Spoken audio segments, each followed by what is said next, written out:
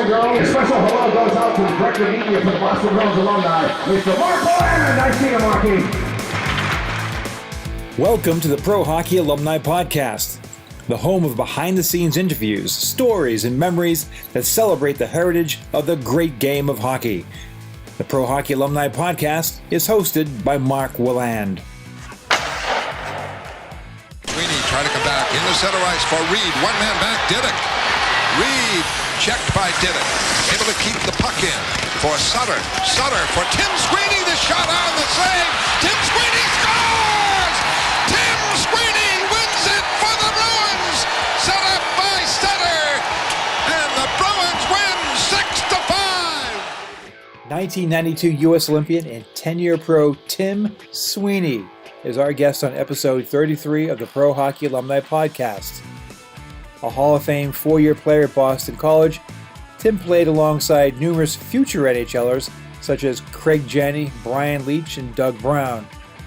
Tim was drafted by the Calgary Flames in 1985 and began his pro career in 89-90 with the Salt Lake Eagles of the IHL, where he led the team in scoring and was voted as the top U.S. rookie in the league. While with the parent Flames in 1992, Tim was chosen to play for the United States in the 1992 Olympic Games. The unheralded U.S. squad finished fourth in those games, and Tim tied for the team lead in points with 7.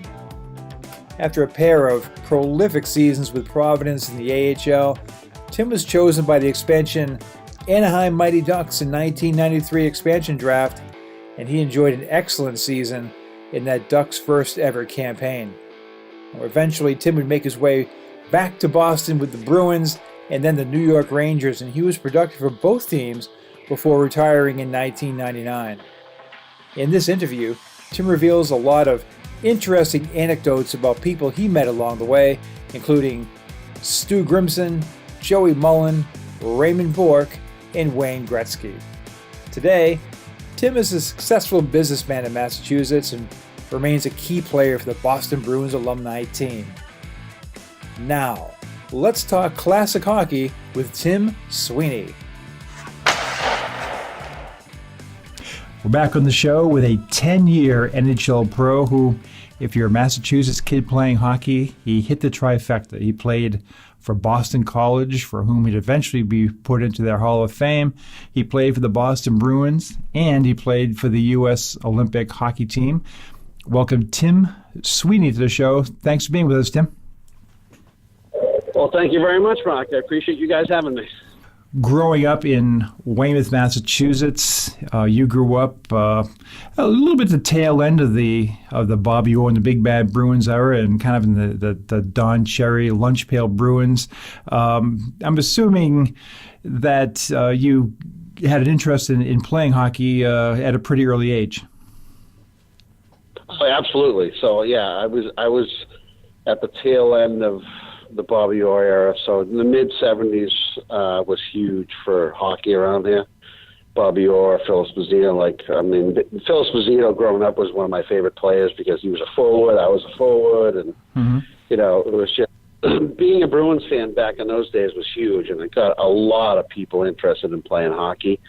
And especially now that they won 2 cups in the 70s, I think it almost seems like they were going to finals every year, and it just made hockey that much more interesting to us growing up, in the suburbs of Boston.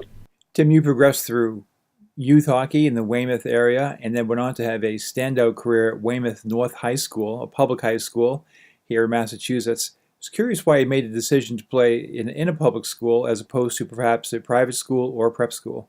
Yeah, high school hockey was one of my favorite times ever. It really was. I got to play with a lot of my best friends growing up. At the time, public schools were still really good in hockey. I was, a lot of people wanted me to go like BC High at the time. They were really good. I had a few friends from Weymouth that actually went to BC High, but, I looked at Weymouth North as there was a lot of good players there, and I really wanted to play with my friends, and that's just how it played out. We had some really good teams there. I mean, Weymouth North back in those days, we had probably a 3 or 4 year period. We had probably six or seven guys actually go to Division I hockey. So back in those days, it wasn't that bad to stay in the public schools, especially if you had good players there. What was it like being a young man at the time, 16, 17 years old? You're getting recruited not only by colleges, but you're also being scouted by the pros. When did you first get a feeling that you'd be able to take it up to the next level, and when did you start getting that attention from scouts? Yeah, I mean, my junior year in high school was kind of a breakout year for me. I, as you know, matured. Everybody hits their maturity at a different age, and my junior year happened to be the year that I grew like 6 inches that year. Mm-hmm. And I ended up having kind of a breakout year my junior year, and that's kind of when everybody started to come calling. And Hockey Night in Boston back in those days was huge, and I went to a couple of those tournaments and really was one of the better players there. So I started to get a lot more attention my junior year in high school. Quite frankly, back in those days, getting drafted wasn't in any of our minds because early 80s, I think Bobby Carpenter might have been the first guy drafted really high, but there just wasn't a lot of mass guys being drafted at all. Right. So that really was never anything in the picture. And then my senior year, I started to get a lot more interest in a lot of the pro scouts. The local Bruins guy, Joe Lyons, at the time, was probably at every one of my games. So that's when I started to realize that, maybe there's a chance there that I may get drafted. But back in those days, without social media and without anything, it was like you didn't really know a lot until you saw these scouts at the games. But my senior year, there was a lot of scouts at games my senior year. So I kind of figured if I performed that I might have a chance to get drafted. Right. So it wasn't back then. It wasn't a dramatic. You go to the draft and you wait. It was kind of like every time I talk to guys from that era, it's almost like they're out golfing and someone called them or whatever. Yeah. But how did you find out you were drafted by Calgary, and what was your thought about that? Yeah, I found out that night. So yeah, back in those days, unless you were probably a high first round pick that people thought you were going to go, you didn't really go to the draft. So when I was a senior in high school, the draft was in Montreal, and people tell you you're going to get drafted in the fourth round, fifth. You don't know when you get drafted. So I found out that night. I wasn't even home. They called, and this was before cell phone. So they called and my mother answered the phone. That's when she found out that I get drafted by Calgary, and I literally didn't find out till later on the night because my mother had to wait till I actually got home to tell me because obviously I had no cell phone back then. Right. So I probably found out midnight that night when I got home. But quite frankly, Calgary Flames are very new to the NHL back then. I didn't really know a lot about them. All I knew is it was probably the furthest team away to get drafted by. Yeah, exactly. 3,000 miles. Yeah, but back then, you're very happy that someone actually liked you and drafted you in the sixth round, and it was kind of one of those things where I'm actually got drafted by an NHL team, and that's kind of when it clicks in. It's like, hey, these people really like me to take me in the round, so obviously they think I have potential to play in the NHL. So that's kind of when it kind of clicks in. Right, and they were a strong franchise back then. I think that year, 85, 86, they were in the finals. And so it said a lot to be drafted. Of course, you choose to go the college route with Boston College, with a lot of talented New England players. Why did you end up choosing BC? Yeah, so BC, when I was in youth hockey, we had a trip that went to see BC play at the old McHugh Forum, and Joe Mullen was playing for BC at the time, and all I could say was Joe Mullen was one of the best college players I've ever saw play, and from that point on, I always was a big BC fan. Mm-hmm. And then when they started to show interest in me, there really wasn't like a competition with anybody. Like I always wanted to go to BC, so it wasn't like I got recruited by a lot of other really good schools, but it really, once I went to the school, visited, met the coaching staff, and I was like, waiting for them to offer me a scholarship. I was like, when they offer me, it's going to be a yes. Mm-hmm. So it was really a no-brainer, and Lenny Siglaski, who was our coach there, God rest his soul, he just passed a little while ago, but he was the one that was always at my games. He lived in Duxbury, I lived in Weymouth. He was at a lot of my games, so he was the guy that noticed me, and I can't thank him enough for allowing me to go to Boston College, because it was one of the best 4 years of my life. You certainly had a lot of success there, and you come in as a freshman. Team does not lack talent. You early in your career at BC, you've got guys like Brian Leetch and Kevin Stevens and Craig Janney. What was that experience like? I mean, just in general, you're playing with a lot of kids your age who can really play, who've got pro prospects. A coach you like. Talk to me a little bit about the BC hockey experience. Yeah, going in there as a freshman was a tough transition for me, because I was coming from public school. I didn't go to a prep school. There was a lot of guys that came from prep schools. And we were loaded at the time. Like, we had a ton of forwards.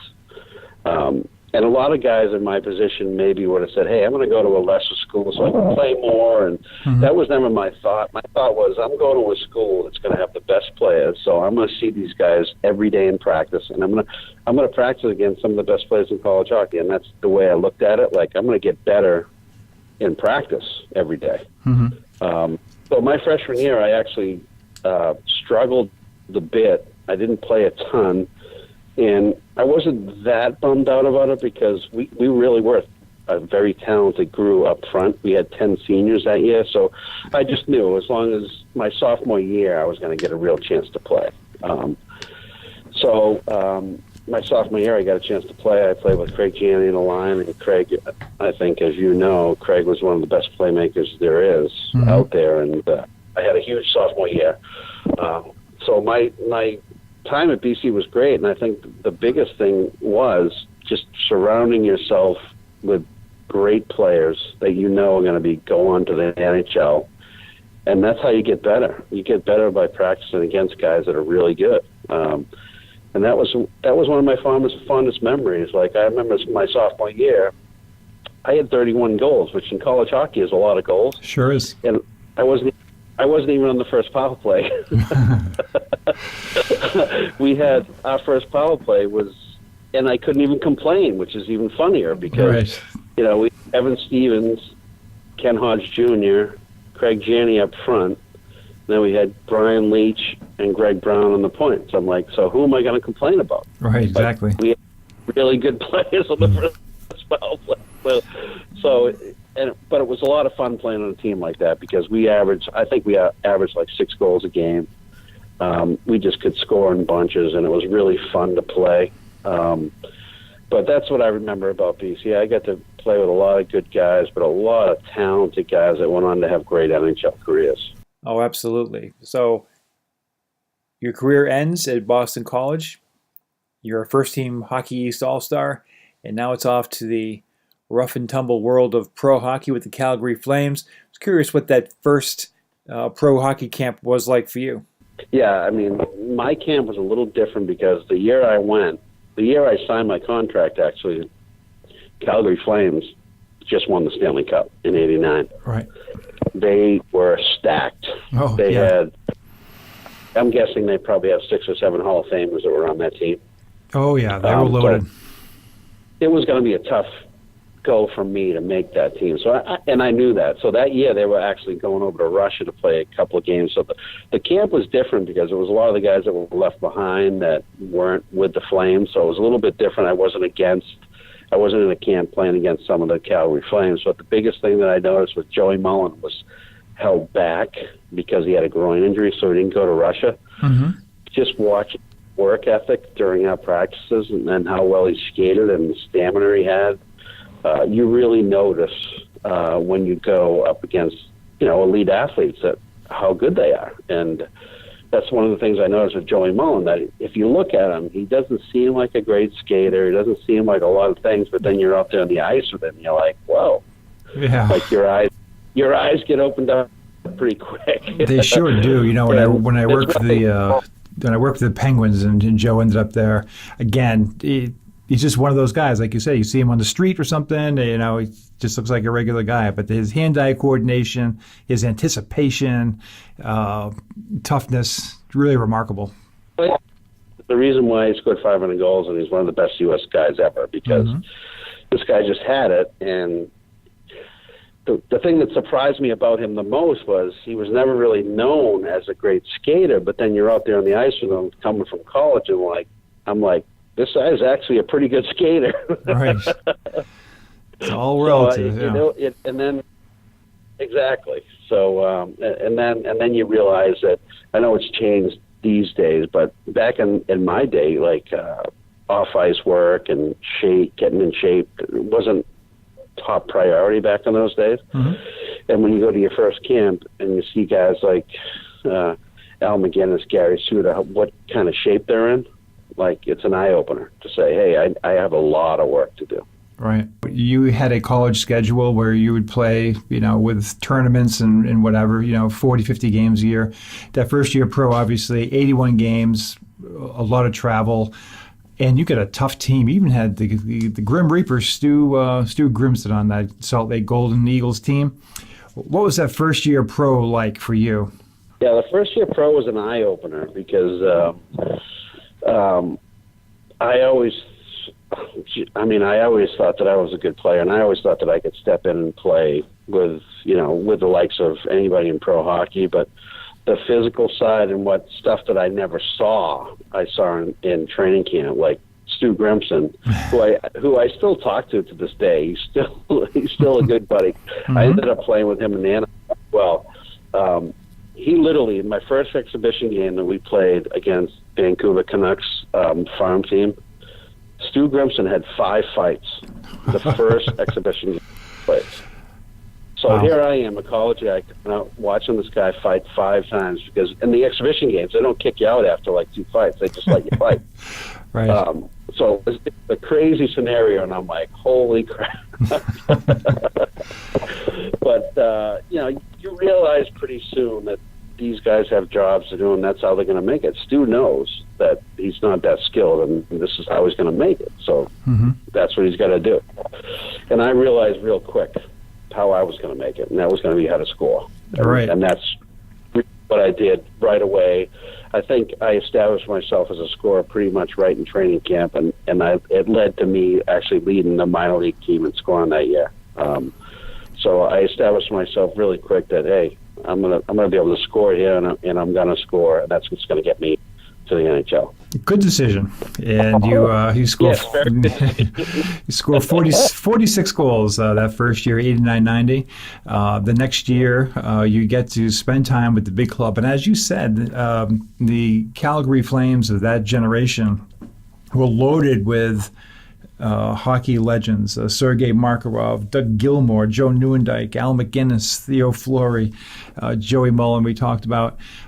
So you come up to, you're playing in Calgary. Do you remember your first NHL game and your first NHL goal?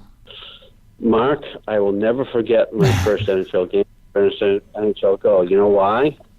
Because I don't think anybody else has done exactly what I did in my first game. So my first game, I scored my first goal, and I scored it in overtime. Wow, I did not know that. I don't think anybody else has done that till this day. That's a good piece of trivia. I want to bet you even John Horrigan doesn't know that piece of trivia. I think I told him at some point. It might have went right over his head, but I don't think the only reason why I know that is because a few years back someone sent me an email saying someone got an assist in overtime in their first NHL game, but it wasn't a goal, and I think I'm the only one that actually scored their first goal in their first game in overtime. Who was the opposing team, Tim? So we were playing Vancouver. Kirk McLean was the goalie, and I played a lot for my first game. I was actually playing with Doug Gilmour and Sergei Makarov on a line. And Doug Gilmour passed it back to the point, and Gary Suda ended up taking a shot on net, and I was right there for the rebound, and I put it home. So it wasn't like I went end to end and roofed it, but it was just being in the right spot at the right time. But that's my first goal, and I don't think anybody else has scored their first goal in overtime ever. I don't think. Well, you'll always have that distinction. The only thing people can do is tie you. Right. Well, the next year, Tim, it's more up and down. You're dominating at Salt Lake, still having a challenge getting ice time in Calgary. You get a call from the US Olympic hockey team, the opportunity to play for them. How did that decision transpire, that whole process get underway? Yeah, so my the year with Calgary was, I was just in and out of the lineup. I really didn't have a gripe because, I mean, we were a really good team. Mm-hmm. Just the fact that they would keep me there and let me go in and out of the lineup, I was fine with. I just thought there was going to come a point where they're probably just going to want me to play because I was so young still, and they're going to want me to play and go to Salt Lake, which is fine. But the U.S. team came to me that summer and wanted me to join them that summer, and Calgary was like, "Well, we think you're going to make the team, so come to Calgary first, and if something happens that you don't make the team, maybe we can loan you to the Olympic team." So I was in Calgary. I was in Calgary. I wasn't playing a ton, and it just came to a point where I was like, I think it was December, and the Olympics were in February, and the U.S. still was like, we'd still love to have you. So I went to Calgary, and they were like, "Go ahead, we'll loan you to the Olympic team. You can play the Olympics and just come back after that." And that ended up happening, and it was probably the best decision of my life. Playing for the Olympic team was awesome. There was a ton of Massachusetts guys on the team at the time, so I was very familiar with a lot of the guys that were on the team. So it wasn't like I was coming into a situation where I really didn't know anybody. Mm-hmm. So it was a great situation to go into, and knew a lot of the guys on the team. We ended up really having a good Olympics, just lost in the bronze medal game. Great experience, and I wouldn't trade it for anything. Calgary, when I came back from the Olympics, were trying to send me to Salt Lake. And at the time, I was just like, I was going to be a free agent at the end of the year. So I just didn't go to Salt Lake, and I ended up signing with Boston after that. And going back to that Olympic experience, again, that 92 team was highly underrated and ended up finishing fourth. The surprise team ended up running into that powerful Russian unified team. Nonetheless, it had to be incredibly special to put on that USA sweater, hear that national anthem, and represent your country. Yeah, I mean, playing for your country, there's really no other feeling that, especially in the Olympic atmosphere. Like, I mean, I grew up in Weymouth. I mean, I had the whole town of Weymouth behind me. I had signs in the post offices saying, "Good luck to Tim Sweeney in the Olympics," and my parents, and my in-law, all the kids, all the people I grew up with in Weymouth. It was an awesome experience because you can play in the NHL, which is great, but sometimes the Olympics is a little different. People look at the Olympics like, "I can't believe you." Still to this day, they're like, "You know what? I keep forgetting you played in the Olympics. Like that's awesome." I'm like, yeah, I know. It was awesome. It is. It's only they always picture me. Yeah, it's only 20 guys. It's once every 4 years. It's so rare to do. Right, and a lot of people say, "I know you played in the NHL for a while, but I forgot you played in the Olympics. That must have been awesome." I'm like, it was awesome. Like, it was one of the best experiences of my life. Playing for your country, when you put USA on, it just changes a lot of different things. Like, you're playing for your country all of a sudden. It's like, wow, this is pretty awesome. So the whole experience was great. Like, from the day I joined the team to the day we lost in the bronze medal game, it was awesome. And I still ran into and talked to a lot of the guys on that team. You play in venues like that. It's just that you don't see guys for a while, then you run into them. It's like nothing's ever changed because you've gone through such a good experience with them. It's just, that NAFS team had a ton of guys. That team had a ton of guys from NAFS, so I still see those guys all the time. And there's not much more you can say about playing for your country other than the Olympics because it doesn't get any better than that. It really doesn't. It would have been nicer to get a medal, but we know that we competed hard. We ran into a Russian team that was just they were awesome. Yeah. Like, their whole team completely went to the NHL when we were done, and they ended up getting the gold. They were the best team. And I think the bronze medal game we lost to the Czechs, I think we just ran out of steam. Mm-hmm. I think we were so disappointed that we lost to Russia that we just ran out of steam. But what an opportunity to play for your country, and it's something that is not brought up a lot when people talk about me and just say I played in the NHL, I play for the Bruins, but it doesn't come up a lot, and it's surprising because that was probably one of my best experiences before the NHL. Right. Well, you certainly acquitted yourself well individually and as a team. As you said, you signed with the Bruins as a free agent eventually. You go to Providence playing for Mike O'Connell in 92-93, and you just tear it up. 41 goals in just 60 games. Actually, 41 goals and 55 assists in just 60 games. Playing for the Providence Bruins, I assume you had a lot of family coming down to watch you play.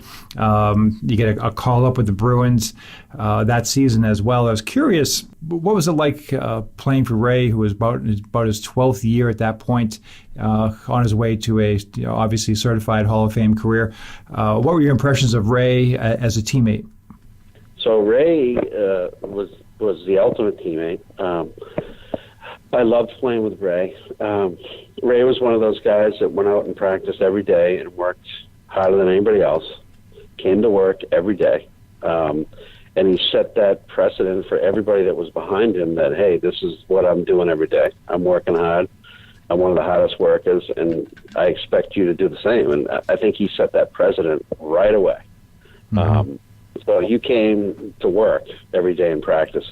When you got your best player working his butt off every day in practice, trying to get better, staying late, working on a shot, there's something to be said for that. And so I think Ray was ultimate pro. Like, not only he has all these records, not only was he was durable, he played so many minutes a night, but you saw it every day in practice. Like, this guy worked he worked harder than anybody on the ice, and never said a word. Just said, hey, he brought his lunch pail to work, went to work, worked on what he had to do. But that was one of the best lessons that I learned from Larry. Was like, no matter who you are, come to practice ready to work every day.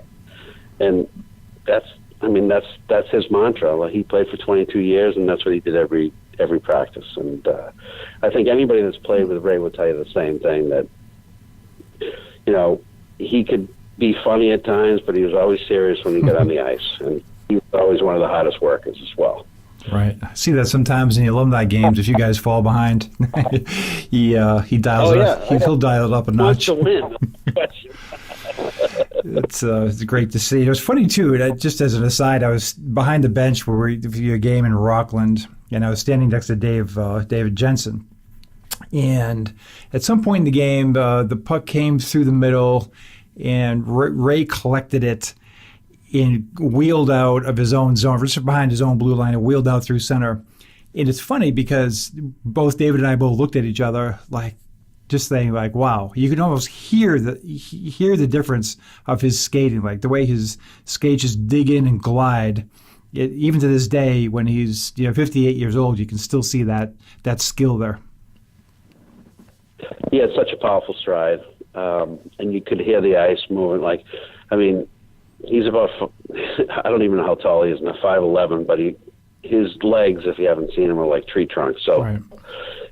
Every stride of his is like, whoof, whoof, and like, the guy was so powerful, and his stamina was so good that even to this day, like up until a few years ago when Ray first retired, when he was in his 50s, I seriously thought he could have played for the Bruins, and I wasn't kidding. I was right. like, when he lost a bunch of weight and he was in really good shape, and I was like, wow, I actually think Ray could play now. He probably could have, Gordie Howe played till he was 52, and there's no question in my mind that he could have.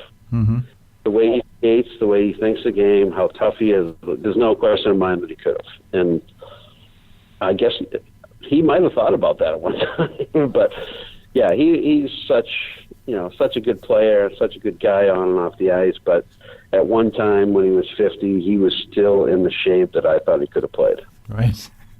Absolutely. Going back to you, so you had so many very interesting experiences in your career. So you're part of this maiden voyage of this brand new team that's brought to you by Disney. And to talk a little bit about that first year experience, got a lot of guys, a lot of like classy guys that I knew throughout my lifetime, like Troy Loney and Randy Ladouceur. What was that group like, and how would you sum up your experiences in year one of hockey in Anaheim? So year one in Anaheim was really good. It was a new experience for everybody. Disney was new to hockey. The fans were new to it because they didn't really know a lot about hockey. They thought we were actually the characters in the movie. Right. But our team that year was very close. We had a lot of good guys, a lot of good veteran guys from other teams, and we were really close. We actually had a really good year that year. Mm-hmm. It was just a great experience because Disney treated us like gold. There was no like expectations like what we should do, and that's what kept us kind of loose. But every one of us in the locker room had a lot of pride. So I mean, we all were like, hey, we think we're NHL players. We're going to try to beat everybody we play, and that's how we treated it. So we ended up having a really good. I mean, the LA Kings actually went to the finals the year before, and we actually came in before them. I think we set a record for wins by an expansion team that year too. Yeah. So we actually had a really good year. A lot of good players that were kind of, I hate to say cast-offs, but we were left exposed by all of our teams to get picked in the expansion draft. So it's almost like we were playing with a little bit of a chip on our shoulders, saying, "Hey, all right, you want to leave me exposed? I'm gonna go out here and show you." So a lot of guys had their best years ever, and I was one of them. I had my best. I got a chance to play a lot more than I had anywhere else.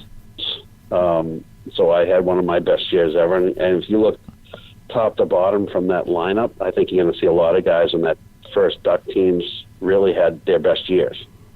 Yeah, sure did, as you said. Yeah, it was a year that everybody loved, got a chance to play a little bit more than they normally did. And I mean, we were in California, owned by Disney, who really treated us great. So it was a great year. That'd be nice too. That just the atmosphere. I remember again going to that first exhibition game and going to the beach the next day, and it's a nice thing to be playing in Anaheim or LA. There's a lot of advantages to be sure when you're not playing. A lot of fun. I mean. We were lucky enough. We got treated by a BMW dealership that wanted us just to drive their cars. So hopefully a couple of Ducks would buy them, and that's what ended up happening. So we got nice cars to drive. I lived in Newport Beach, which was a beautiful place to live. You go to practice in your shorts, and the way of life is not that bad. No, not at all. Tim, you make your way back east. You go with the Bruins round 2, and similar things happen. You dominate the American Hockey League level, and you're productive with the Bruins as well in the big club. I remember you scoring. In fact, I have the video of it, of you scoring in overtime to beat the Hartford Whalers one game. But tell me a little bit about round 2, coming back to the Bruins, getting a chance to play more. But at the same time, still going back and forth to Providence at various times. Yeah, so I got back to Boston because, like I said, the first year in Anaheim was awesome. The second year, what happened was management seemed to think they need to make all these changes. So what happened was I was one of the changes. So my second year, I went back. I think I was 4th on the team in scoring. I come to training camp, and all of a sudden it almost seems like they wrote me off already. They're trying to make more changes, and unfortunately, that's what happens in business. So I got. They wanted to send me to the minors, and I was just like, I had 2 more years of my contract, and I was like, if I'm not going to get a chance in Anaheim to play now, I'd rather just get bought out and try to find someone else that will give me a chance, Right. that's what happened. So at the end of the year, I ended up going to Providence for the playoffs and having a huge playoff there and leading the AHL in scoring in playoffs. We ended up losing the semifinals, and that kind of got Michael Connell saying, hey, this guy just ripped it up for us. Why don't we sign him again? So I ended up signing back with the Bruins. The Bruins, it was always the same thing when I was there. They didn't think I was good enough probably to play on the top lines, but they didn't want me to be a checker. That was always the thing that I ran into. Mm-hmm. So they always every time they gave someone else a chance and it didn't work out, they would send them to Providence and they'd call me back up. It's like, right. We know Sweeney can want to give this guy a chance. Yeah, you're going to score. That's the thing, is you're going to produce. Yeah. And it's finding a role. And so much, Tim, when you look back at careers, and I look back at careers of guys who played, so much depends on, there's a lot of hard work, there's a lot of dedication, but there's also fate. And, sometimes you end up with the right coach and the right line mate and you're flying. And I look at guys over time, even a guy like Charlie Simmer, obviously before your time, but, a guy was just about ready to retire. He's down in Springfield. They have some injuries in L.A. They call him up. They put him on the left wing with Dion, and he does what he does best, and he goes on to be a 50-plus guy. So that's kind of like, when I look at and I look through your career, you say to yourself, at any point in that stretch, had you just been given that opportunity for 30, 40 games on a steady line, one of the top 2 or 3 lines, and top 1 or 2 lines, maybe things turn out differently for you, because you can certainly score at every level. No question. And if you look at my numbers, even at the NHL level, like, say, Boston, mm-hmm. For the amount of playing time that I got, my numbers actually aren't bad. Like, every time I was put into a position to score, I scored. It was just, it wasn't very consistent, and that was always the problem.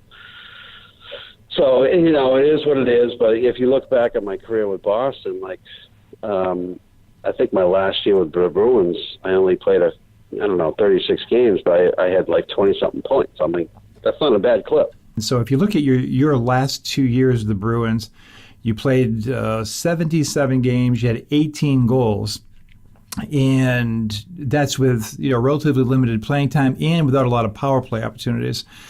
So, like I said, you're very efficient with your time when you're in the National Hockey League. Yeah.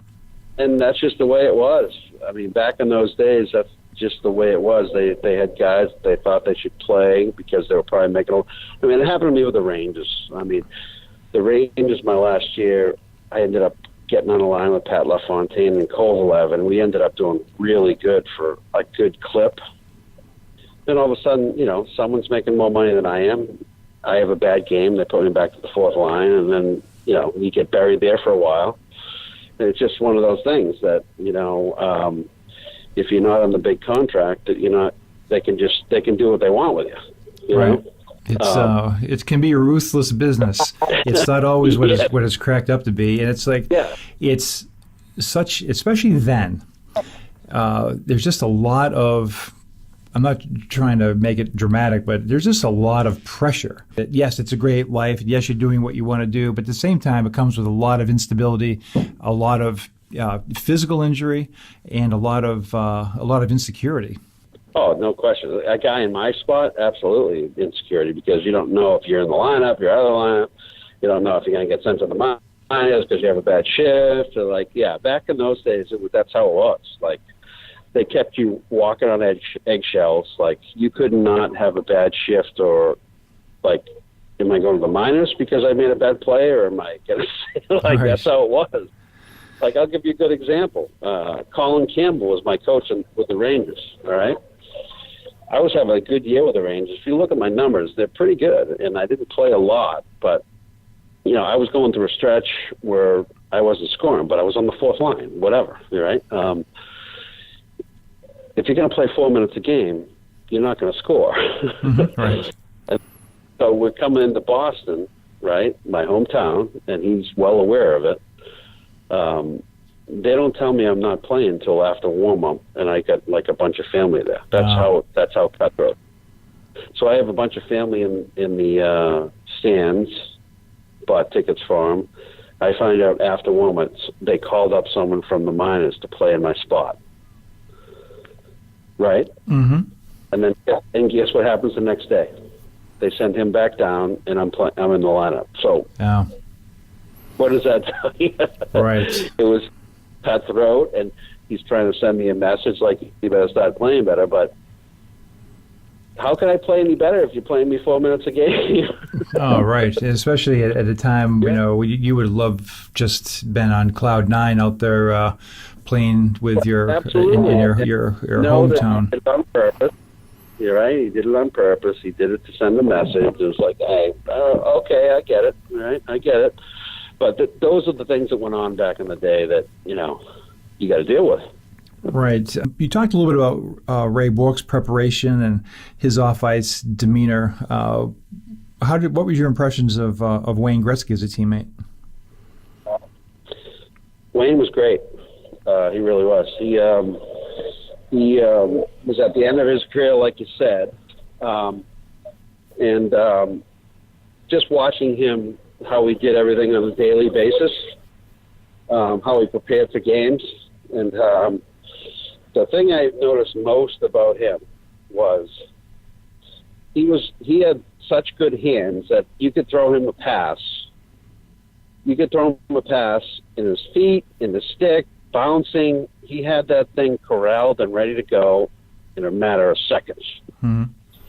And I think that's what separated him from a lot of players. Like, he knew where the puck was going, but it didn't matter how bad the pass was. He was ready to distribute the puck, snap of the fingers. And that's really what I noticed most about him, because let's face it, he was at the end of his career. He was slowing down. But every time I saw him with the puck, I was like, wow, this guy's hands are unbelievable. What's your mindset as you complete that first year in New York? And what are you looking for going down the road at that point? Had you made your decision to end your career, or did you still have hopes of sticking? Yeah, that year was great. I had offers from the Rangers to re-sign. And then that summer they kind of balked on that. And I don't know, it kind of left a sour taste in my mouth. And I could still play. I had a good year. I had 2 young kids at the time. And I was just kind of fed up with the whole thing, like traveling.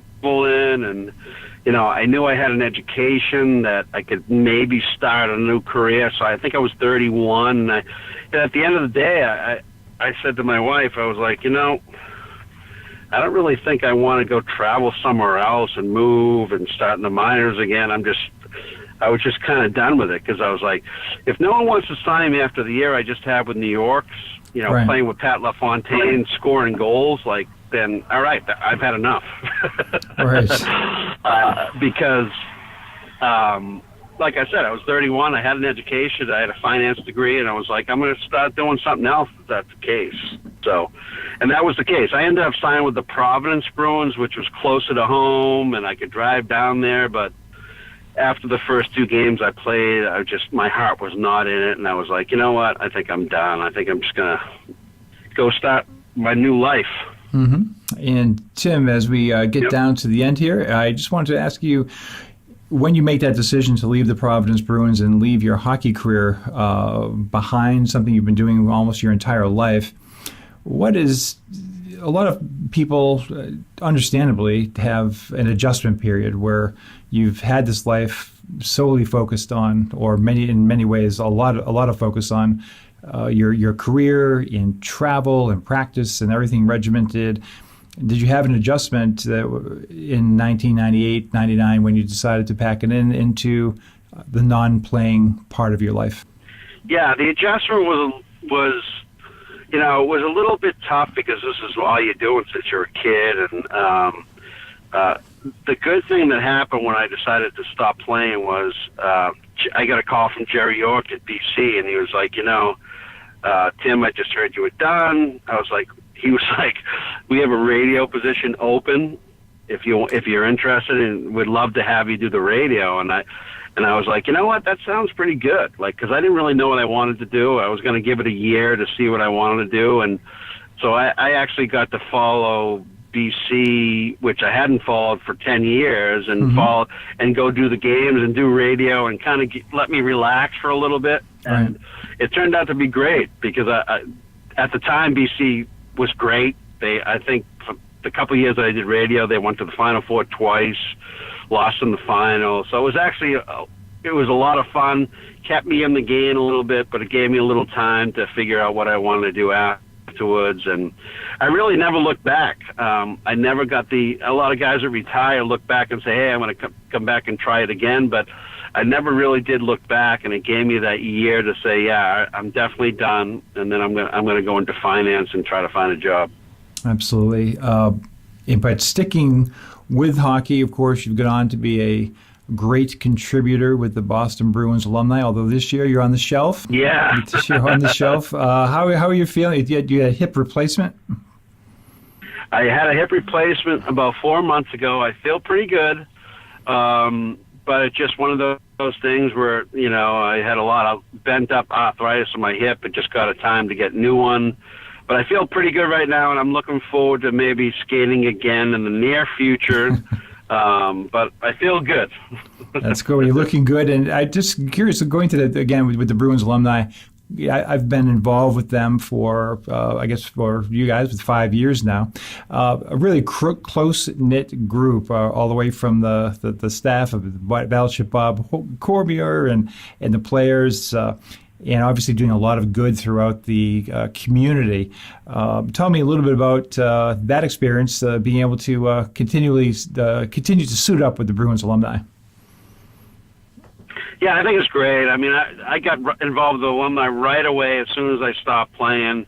Bunch of great guys. That's the part of the game that we all miss, the camaraderie in the locker room.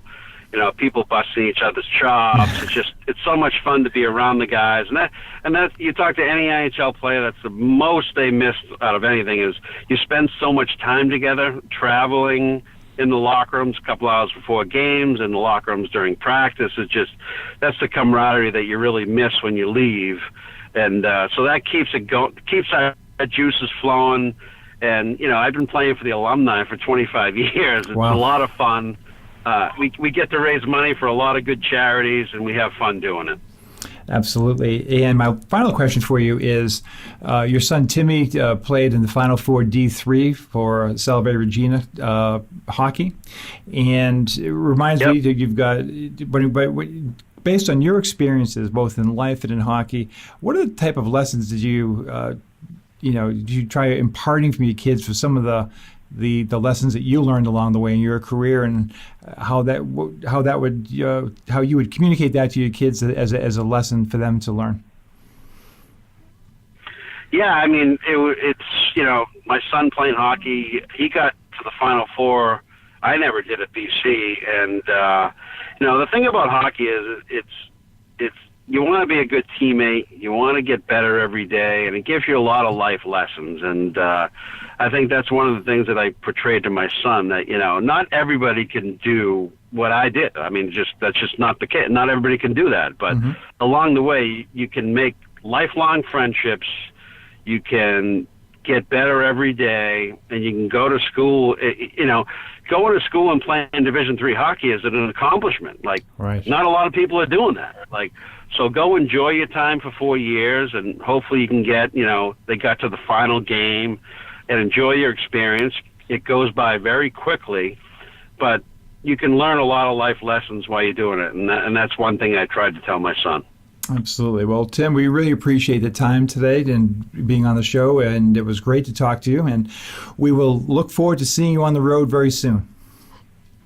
Thank you very much, Mark. I appreciate it. Good talking to you. You too, Tim. Take care. Bye-bye. Bye.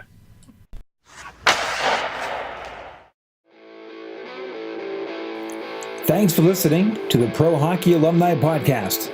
Be sure to visit us at prohockeyalumni.org.